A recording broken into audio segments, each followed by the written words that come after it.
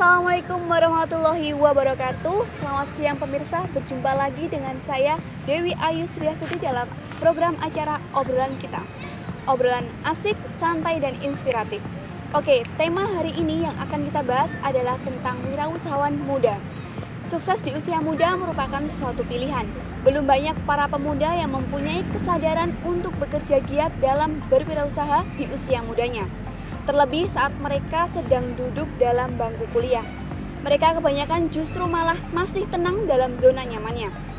Oke, untuk mengatasi itu semua, kita kedatangan tamu spesial nih. Dia adalah salah satu wirausahawan muda dan sekaligus menjadi mahasiswa di Institut Agama Islam Negeri Surakarta. Oke, kita sambut Mas Daham Fatoni. Oke. Selamat siang Mas Daham Fatoni. Selamat siang. Gimana Mas kabarnya? Alhamdulillah baik. Alhamdulillah sehat ya. Oke, tema kita hari ini tentang wirausaha muda ya. Kita semua telah mengetahui bahwasanya Anda memiliki bisnis online yang cukup terkenal dan cukup sudah diketahui banyak orang ya. Gitu. Nah, menurut Anda sendiri awal mula berdirinya bisnis Anda itu gimana sih? Untuk awal mula dalam pembuatan bisnis online ini, pada dasarnya ini berdiri pada tahun 2015 waktu awal masuk di kampus. Waktu itu kebetulan saya lulus tahun 2014 dari SMK. Lalu 2015 saya bekerja, 2014 saya langsung bekerja dulu selama 1 tahun.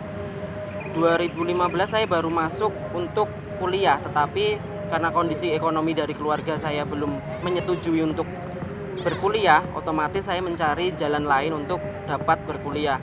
Nah, waktu itu saya berusaha untuk membuat suatu bisnis di bidang counter HP waktu itu. Tetapi dalam tahun 2015 itu saya pernah merasakan yang namanya tertipu waktu itu, karena saya pengen membuat usaha tapi menggunakan modal saya sendiri. Tetapi waktu itu karena saya ketipu, jadi saya tidak punya modal. Nah, untuk yang kedua saya bertemu sama teman saya, salah satu teman saya. Waktu itu kita bertemu di salah satu wedangan. Nah, kita membahas tentang apa yang bisa saya dapatkan, tetapi saya juga bisa berkuliah untuk membayar kuliah saya gitu. Nah, terus waktu itu kita mencoba membicarakan terus dia memberikan solusi untuk berjualan sepatu waktu itu. Nah, waktu itu saya hanya mencoba dari bulan November 2015 kalau tidak salah. Saya mencoba waktu itu berjualan sepatu melalui Instagram saya, Babang Daham. Dan waktu itu alhamdulillah responnya cukup baik. Dalam 1 hari itu saya bisa langsung menjual 7 pasang sepatu hari pertama saya mencoba. Nah, dari situ saya mulai bersemangat untuk mengembangkan usaha saya di bidang sepatu ini. Dan sekarang alhamdulillah sudah berjalan selama hampir 2 tahun ya. Hampir 2 tahun ya. Berarti cukup dibilang sukses ya. Awal kali Anda membuka udah langsung laris 7 pasang sepatu seperti itu. Itu juga langsung mereka Anda mendapatkan pelanggan Anda itu lewat online juga atau memang ada relasi dari teman-teman? Untuk pertama tetap nggak memungkiri ya, pasti kita langsung mempromosikannya terlebih dahulu ke kalangan atau keluarga atau teman. Nah, waktu itu dari 7 pasang itu 3 diantaranya saya dibeli dari teman saya semua, dan waktu yang keempat itu benar-benar dari online. Sampai hari ini mungkin perkembangannya cukup pesat. Berarti 2 tahun ya? 2 tahun udah? Hampir 2 tahun. Itu untuk keuntungannya sendiri, terus ada nggak sih masalah-masalah yang selama 2 tahun ini tuh sudah Anda lewati? Gitu. Bisa Anda sharing, bisa Anda berbagi kepada kami, Mas? Omset ya? Bukan. Kendala. Oke. Kalau untuk kendala kan kita ini kan saya masih di bidangnya online ya. Kendala dari sepatu Babang karena masih online, tentunya kita berkomunikasi dengan customer pastinya melalui chatting, melalui media sosial. Jadinya sering kali karena menggunakan jaringan kita terjadi miskomunikasi antara saya dan customer saya. Di situ kendalanya yang pertama. Yang kedua kendalanya ialah banyak customer saya yang belum mengerti bagaimana bertransaksi online. Kendalanya di situ. Jadi kita harus menjelaskan bagaimana cara pembelian melalui via online. Yang ketiga, karena kita masih di online, otomatis kita harus mengembangkan kepercayaan customer kita. Membuat customer percaya bertransaksi dengan online itu sangat susah. Dan keempat kendalanya lebih kena ini ya, tipu ya, karena saya masih online. Banyak sekali penipuan ya? Bukan, iya banyak, tetapi saya ya walaupun sudah 2 tahun masih sampai saat ini masih beberapa kali kena tipu ya dari customer. Pernah waktu itu barang minta dikirim dulu, uang mau baru ditransfer, oke saya iyakan, tapi ternyata barang sudah sampai, uang Dan tidak itu ditransfer. pernah terjadi ya? Berapa Pernah kali terjadi. itu Mas? Untuk itu ya udah berkali-kali ya, tetapi karena memang belajar dari pengalaman tentunya tidak mau lagi seperti itu. Jadinya uang masuk baru barang bisa dikirim. Oke, kalau terkait mungkin apa ya, pesaing di bisnis Anda itu selama 2 tahun ini gimana sih? Ada pengalaman tersendiri nggak sih? Untuk pesaing dalam dunia online tentunya kita banyak ya, karena kan saya masih basicnya hanya di Instagram. Nah, kita kalahnya dengan belanja online yang sudah besar seperti merek-merek yang udah ya biasa muncul di TV gitu, karena dia linknya lebih besar daripada kita. Karena saya kan jualannya masih via Instagram, tetapi juga menggunakan beberapa akun jual beli online yang disediakan oleh beberapa perusahaan. Lalu untuk pesaingnya tentunya untuk pertama kali pesaingnya masih sedikit, tapi untuk tahun-tahun ini saingannya luar biasa, di mana banyak yang pesaing saya itu membanting harga untuk mendapatkan customer. Luar biasa ya. Nah, di situ kendalanya untuk pesaing, dan karena di sini tapi untuk mengatasi pesaing saya itu gimana gitu kan. Untuk mengatasi pesaing saya memberikan gift atau memberikan hadiah kepada customer saya setiap pembelanjaan ketiga atau pembelanjaan kedua. Itu saya memberikan sebuah gift atau hadiah. Terus untuk online-nya saya juga membuat foto sendiri, bukan dari internet. Jadi 100% foto dari Instagram saya itu hasil foto jepretan sendiri. Itu salah satu poin di tempat saya ya. Jadi semuanya adalah real pic. Jadi untuk yang lain ada beberapa yang menggunakan, tetapi banyak pesaing saya juga yang membuat akun palsu untuk mencuri foto. Di situ kendala terbesar karenanya. Oke, cukup ya. Mungkin untuk awal kali gimana sih bisnis online Babang ini berdiri kayak gitu. Kita break sebentar ya. Untuk obrolan selanjutnya kita lanjutkan setelah pesan-pesan berikut ini. Tetap di obrolan kita, obrolan asik, santai, dan inspiratif.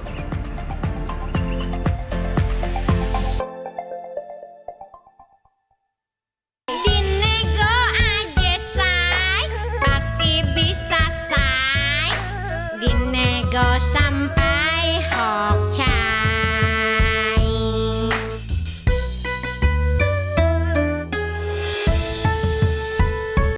Iritologi nomor 81. Dia jadi admin 300 grup WhatsApp, semuanya kompak, legend banget, luar biasa. Dia posting non-stop di Facebook, ngedipin mata jadi makan kerupuk aja legend banget deh, luar biasa. Dikit-dikit retweet, dikit-dikit repeat, dikit-dikit retweet, dikit-dikit repeat. Dia bisa kirim stiker lain ke 1.001 orang dalam 1 hari. Legend banget, luar biasa. Luar apa? Luar biasa. Luar apa? Luar biasa! Semua bisa jadi legend seperti dia dengan Axis Cancel. Axis Cancel, keren semua loh. Paket Cancel chat, Cancel sosmed, Cancel musik. Unlimited tanpa kuota, tiap paket cuma 4.900 per minggu. Irit itu, Axis. OMG, pakai dadaku habis. David. Hangout paket data habis. Mana enak. Buruan beli Evercost Winner Y-Smart. Password please. Winner Y-Smart. Tampil lebih elegan dan matching untuk semua 4G provider. Gratis internet 16 GB. Gratis telepon dan video call. Think fast and smart. Evercost. Let's connect.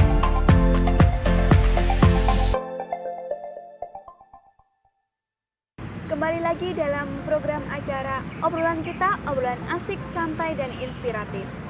Oke, di segmen kedua ini kita akan membahas bagaimana sih kesehariannya Babang Dahang dan bagaimana caranya dia membagi waktu antara waktu kuliah dan waktunya untuk berjualan.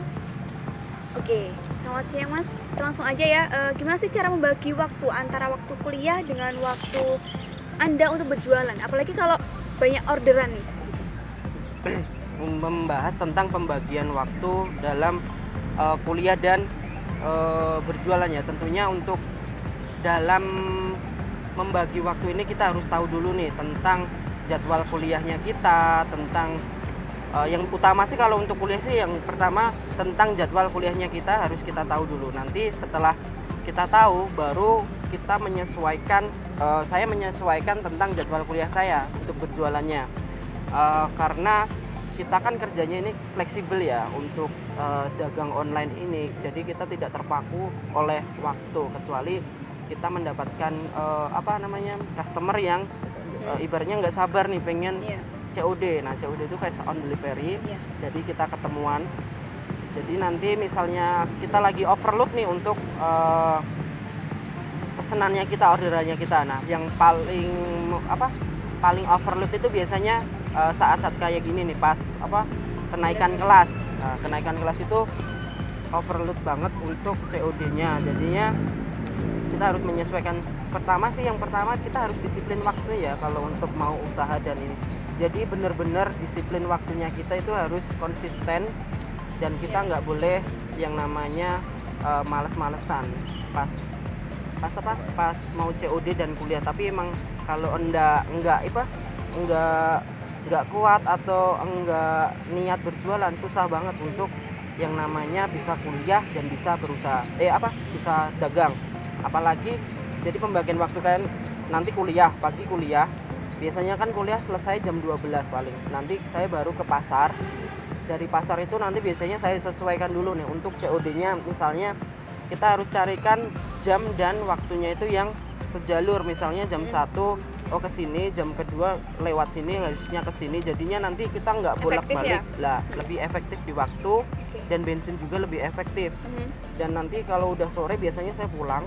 Nah kalau udah pulang itu saya masih punya kerjaan lain di rumah, yaitu jaga counter. Jadi nanti biasanya untuk pengerjaan tugas kuliah itu biasanya saya di counter saya paling pol itu sampai jam 9 dan sampai jam 10 itu biasanya udah pulang ke rumah. Jadi malam ya? Jadi di rumah itu biasanya cuma jam 9 malam sampai jam 9 pagi biasanya. Selebihnya itu untuk kuliah, dagang, dan counter. Oke, pernah nggak sih di sela-sela kuliah itu tiba-tiba ada customer yang langsung, Mas harus sekarang ini? Sering. Orderannya itu gimana langsung? Nah sering. Anda merelakan waktu kuliah Anda atau ya sudah merelakan customer gitu-gitu? Jadi harus punya ini ya, prioritasnya kita dulu. Prioritas kita itu sebenarnya dagang di sambil kuliah atau kuliah di sambil dagang gitu. Kalau prioritas saya sejujurnya memang kuliah ya, jadinya dagang itu biar bisa membayar kuliah. Nah kalau kita sudah punya prioritas yang utama, tentunya kita akan bisa memberikan pengertian kepada customer kita. Kita yang pertama harus memberikan pengertian dulu nih kepada customer kita bahwasannya kita sedang kuliah, kita sedang ABCD.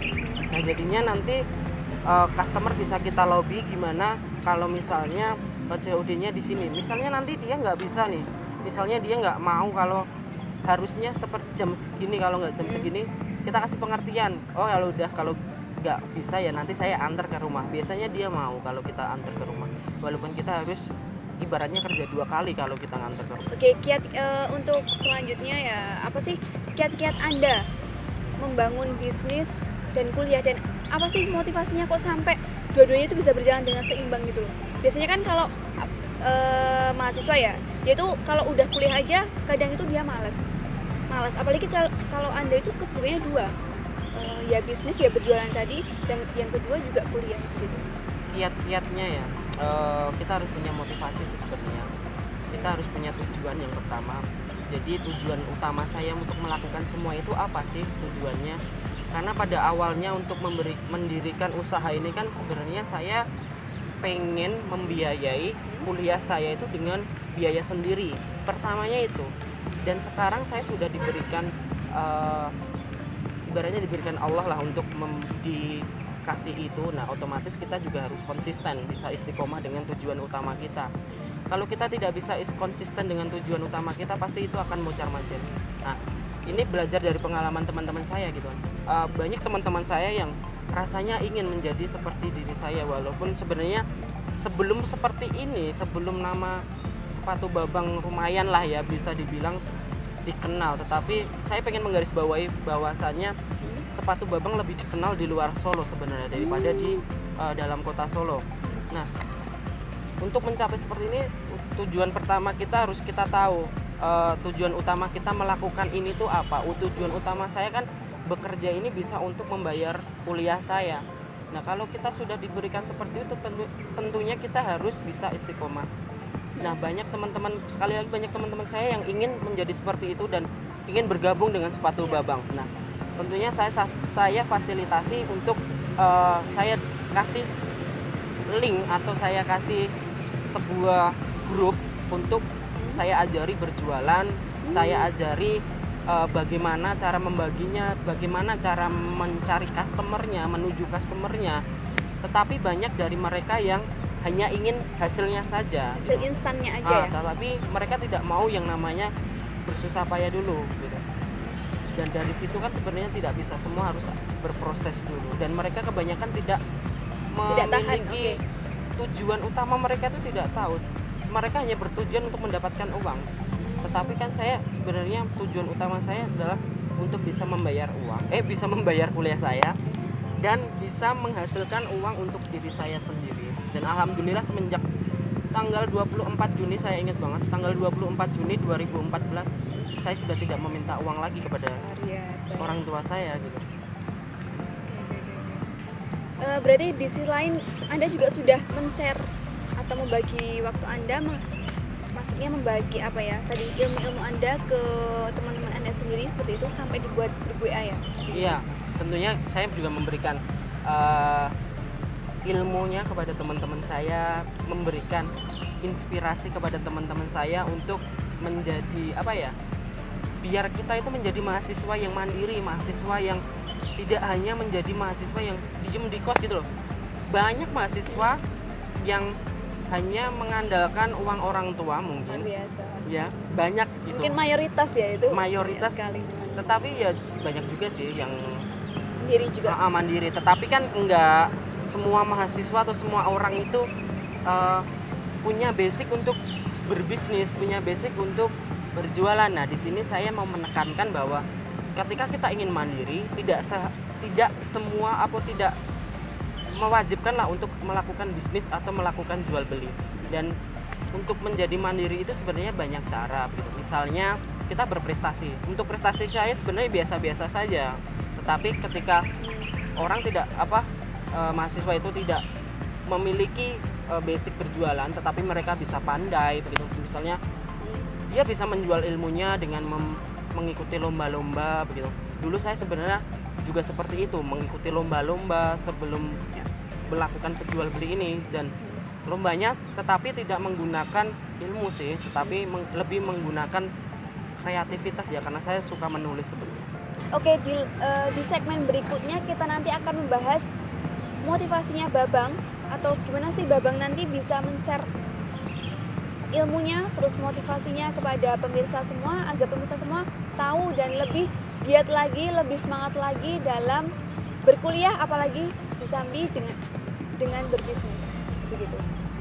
Tetap di obrolan kita, obrolan asik, santai, dan inspiratif.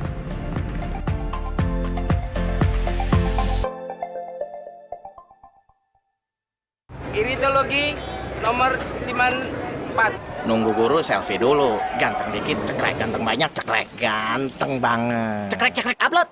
Mandi kembang like this. Pulang sekolah ngumpul bareng senyum bebek cekrek. Salam hormat cekrek. Upload. Budi belagu like this. Bobby baper like this. Menatap masa depan. Ayo cekrek upload sepuasnya pakai Axis juara iritnya. Broadnet 1 GB 14.900 bisa upload 5.000 foto atau keuntungan lainnya. Irit itu Axis, cekrek upload. Oke, kita break ya. Give me F, give me A, Give me N, T, A. give me N, give me T. Thank you.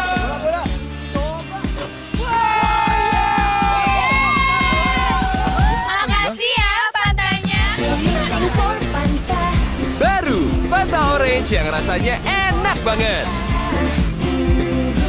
Wow. Saking enaknya jadi rebutan. Oh Tuhan, ku cinta dia, sayang dia. Lagu apa sih, Bro? Lagu apa ya?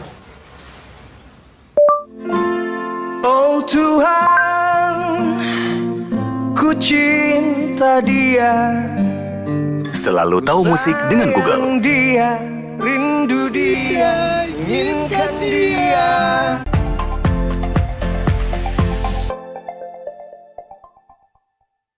Kembali lagi dengan saya Dewi Ayu dalam program acara obrolan kita, obrolan asik, santai, dan inspiratif. Oke, di segmen ketiga ini kita akan membahas motivasi dan tips-tips untuk para mahasiswa di luar sana yang masih berada di zona nyamannya, dan bagaimana sih biar bisa mengikuti jejak sukses si Babang ini. Langsung aja Mas, gimana tips-tips untuk mahasiswa di luar sana agar bisa mengikuti jejak Anda? Tips-tips. Iya. Tipsnya tetap yang pertama seperti tadi ya, tetap punya tujuan utama dan tetap bisa istiqomah di dalam tujuan untuk mencapai tujuannya. Tipsnya yang pertama itu. Yang kedua harus punya rasa tanggung jawab yang besar. Yang paling penting yang ketiga yaitu adalah disiplin waktu. Dan karena saya masih kuliah ya, jadi yang paling utama memang disiplin waktunya. Yang keempat tipsnya adalah berani untuk keluar dari zona nyaman. Banyak dari teman-teman kita yang masih nyaman dengan dunia mereka, nyaman dengan bermainnya mereka, nyaman dengan kos-kosannya mereka begitu. Tapi banyak dari yang mereka menginginkan sukses tetapi tidak mau melakukan sebuah usaha untuk mencapai kesuksesan itu. Oke, salah satunya tadi kan disiplin waktu ya. Disiplin waktu sendiri tuh pasti kan banyak orang yang masih sulit, masih dia itu pengennya nanti aja, soalnya kan masih ada waktu kayak gitu. Mungkin ada tips lagi untuk agar biar tetap bisa disiplin waktunya begitu kan. Nah, untuk disiplin waktunya bingung juga, soalnya saya kadang masih juga punya pemikiran seperti itu untuk nanti dulu, tetapi karena memang sudah menjadi tujuan utama, tiba-tiba nanti kita akan merasakan semangat sendiri begitu loh, semangat untuk melakukan hal itu lagi begitu. Jadi untuk dapat selalu disiplin waktu tentunya sebenarnya adalah kebutuhan kita ya, jadi dijadikan sebuah kebutuhan. Jadi nanti bukan misalnya hanya kewajiban aja ya, tapi butuh. Sudah dijadikan kebutuhan. Kalau kita misalnya telat nanti kita akan molor sendiri, karena banyak dari pengalaman saya yang misalnya menunda untuk mengambil barang ini gitu kan. Biasanya karena jadi barang itu terbatas biasanya. Misalnya nanti saya ngambil, aku ambil besok aja deh barangnya, ambil besok. Biasanya kan kalau barang baru itu kan nanti kita dikasih tahu sama sales kita kalau ada barang baru masuk begitu, mau ambil atau enggak. Nah, nanti kita yang akan nyesel sendiri biasanya. Tiba-tiba barang udah nggak ada, pasarnya rame gitu. Jadi disiplin waktu sangat penting untuk kita, dan untuk mencapai kesuksesan yang paling utama menurut saya juga memang disiplin waktu yang harus super sekali. Oke. Mungkin satu lagi Mas, agar memotivasi para mahasiswa lain gitu, target apa aja yang udah dicapai oleh Babang ini? Oke. Target-target yang mungkin levelnya masih kecil atau yang udah bagi mahasiswa yang pemula itu mungkin udah wow gitu. Itu apa sih yang target yang udah dicapai gitu? Sebelum menyampaikan target apa yang udah tercapai ya, sebenarnya saya punya tulisan di kamar gitu kan. Di kamar itu ada satu kertas, di mana kertas itu memotivasi. Jadi saya tulis seperti tujuan-tujuan di bulan ini, tujuan di tanggal ini. Sehingga terperinci ya. Jadi terperinci bulan ini harus dapat ini, bulan ini harus dapat ini. Nah dari situ kita akan punya sebuah motivasi ketika kita membaca itu. Jadi misalnya target di tahun 2017 ini, target saya adalah beli kamera, beli motor, beli lensa, dan bisa kurban di tahun ini. Dan untuk tahun ini yang sudah tercapai yaitu beli motor dan beli kamera. Nah, ketika kita sudah memberikan penghargaan itu kepada diri kita akan merasa puas. Ketika kita akan merasa puas itu, kita akan punya tujuan yang lebih besar lagi gitu loh. Jadi setiap kali kita ingin memiliki tujuan itu harus kita tenani loh, di sungguh-sungguh gitu loh. Karena siapa yang bersungguh-sungguh, dia pasti akan mendapatkannya. Terus Siapa yang bersungguh-sungguh pasti akan hasilnya itu mengikuti ya. Jadi jangan pernah setengah-setengah untuk melakukan suatu hal untuk Oke. mencapai tujuan itu. Berarti totalitas ya, totalitas benar. dalam usaha. Totalitas itu penting banget. Oke, mungkin ada saran bagi mahasiswa di luar sana yang masih aja males-malesan itu gitu, mungkin ada motivasi Mas, ada pesan yang Anda berikan kepada mahasiswa di luar sana biar mereka lebih semangat lagi, jangan males-malesan, jangan terjebak di zona nyamannya gitu gitu. Sarannya buat teman-teman yang lain tentunya pokoknya teman-teman itu harus punya satu tujuan yang tetap, punya satu tujuan yang